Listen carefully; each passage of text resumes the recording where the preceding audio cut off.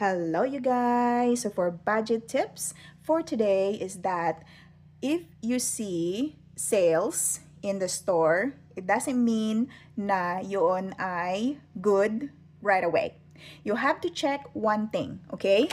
If the expiration day is far enough na you can consume everything before they go bad, then that is a good thing.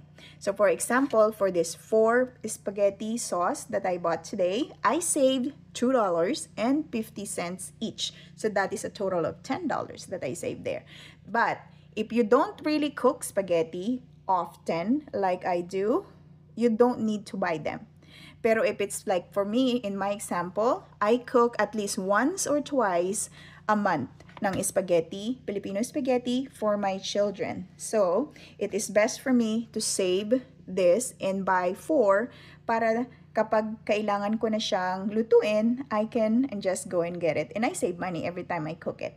So, ayan guys, budget tip number 1.